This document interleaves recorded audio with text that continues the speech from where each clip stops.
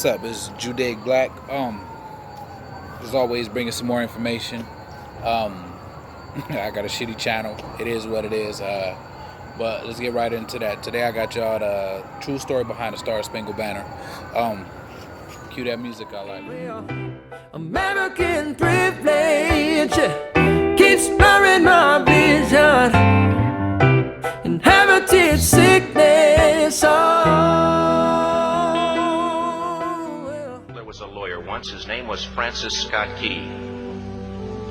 He penned a song that I'm sure you're aware of. You've seen it. It's in most hymnals throughout our churches. It's called the national anthem. It is our song as an American. We go, however, to a ball game. We stand in our church services and we sing the words of that song, and they float over our minds and our lips, and we don't even realize what we're singing. Most of us have memorized it as a child, but we've never really thought about what it means. Let me tell you a story. Francis Scott Key was a lawyer in Baltimore. The colonies were engaged in vicious conflict with the mother country, Britain. Because of this conflict and the protractedness of it, they had accumulated prisoners on both sides. The American colonies had prisoners and the British had prisoners.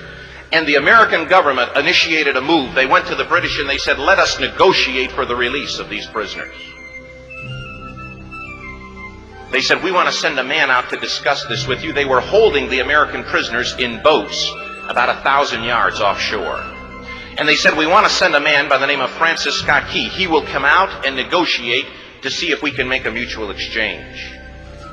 On the appointed day in a rowboat, he went out to this boat and he negotiated with the British officials. And they reached a conclusion that men could be exchanged on a one-for-one basis. Francis Scott Key, jubilant with the fact that he'd been successful, went down below in the boats, and what he found was a cargo hold full of humanity, men. And he said, men, I've got news for you tonight. You're free. He said, tonight I have negotiated successfully your return to the colonies. He said, you'll be taken out of this boat, out of this filth, out of your chains. As he went back up on board to arrange for their passage to the shore, the admiral came and he said, we have a slight problem. He said, we will still honor our commitment to release these men, but it'll be merely academic after tonight. It won't matter. And Francis Scott Key said, what do you mean? He said, well, Mr. Key, he said, tonight we have laid an ultimatum upon the colonies. Your people will either capitulate and lay down the colors of that flag that you think so much of, or you see that fort right over there, Fort Henry? He said, we're going to remove it from the face of the earth. He said, how are you going to do that? He said, if you will, scan the horizon of the sea. And as he looked, he could see hundreds of little dots. And he said, that's the entire British war fleet. He said, all of the gunpowder, all of the armament is being called upon to demolish that fort.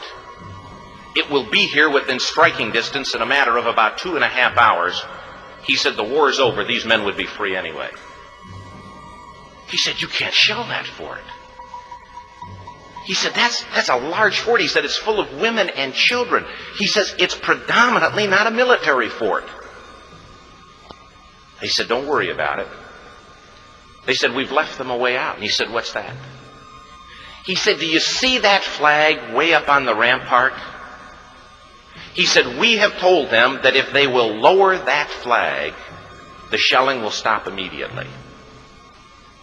And we'll know that they've surrendered, and you'll now be under British rule. Francis Scott Key went down below and told the men what was about to happen.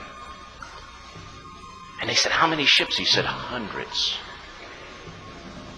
The ships got closer. Francis Scott Key went back up on top and he said, men, I'll shout down to you what's going on as we watch.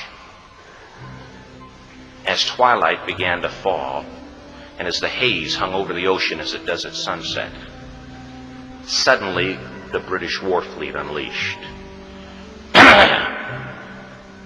He says the sound was deafening. There were so many guns that there were no reliefs. He said it was absolutely impossible to talk or hear. He said suddenly the sky, although dark, was suddenly lit. And he says from down below, all he could hear the men, the prisoners, saying was, tell us where the flag is. What have they done with the flag? Is the flag still flying over the rampart? Tell us. 1 hour, 2 hours, 3 hours into the shelling. Every time the bomb would explode and it would be close to the flag, they could see the flag in the illuminated red glare of that bomb, and Francis Scott Key would report down to the men below, it's still up. It's not down. The admiral came and he said, your people are insane. He said, what's the matter with them? He said, don't they understand this is an impossible situation? Francis Scott Key said he remembered what George Washington had said. He said the thing that sets the American Christian apart from all other people in the world is he will die on his feet before he'll live on his knees. The admiral said, we have now instructed all of the guns to focus on the rampart to take that flag down. He said, we don't understand something. Our reconnaissance tells us that that flag has been hit directly again and again and again, and yet it's still flying. We don't understand that. But he said, now we're about to bring every gun for the next 3 hours to bear on that point. Francis Scott Key said the barrage was unmerciful. All that he could hear was the men down below praying. The prayer, God, keep that flag flying where we last saw it. Sunrise came. He said there was a heavy mist hanging over the land, but the rampart was tall enough. There stood the flag, completely nondescript, in shreds. The flagpole itself was at a crazy angle, but the flag was still at the top. Francis Scott Key went aboard and immediately went into Fort Henry to see what had happened. And what he'd found had happened was that that flagpole and that flag had suffered repetitious direct hits. And when it had fallen,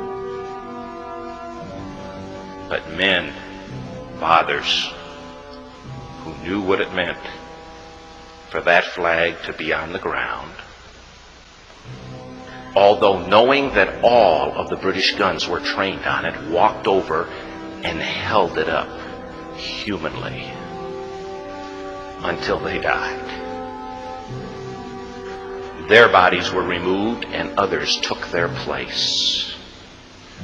Francis Scott Key said what held that flagpole in place at that unusual angle were patriots' bodies.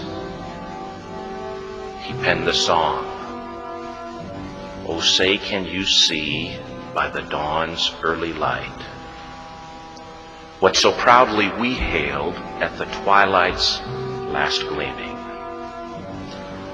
Or the rocket's red glare, the bombs bursting in air, gave proof through the night that the flag was still there. Oh, say, does that star-spangled banner yet fly and wave o'er the land of the free and the home of the brave? The debt was demanded. The price, it was paid.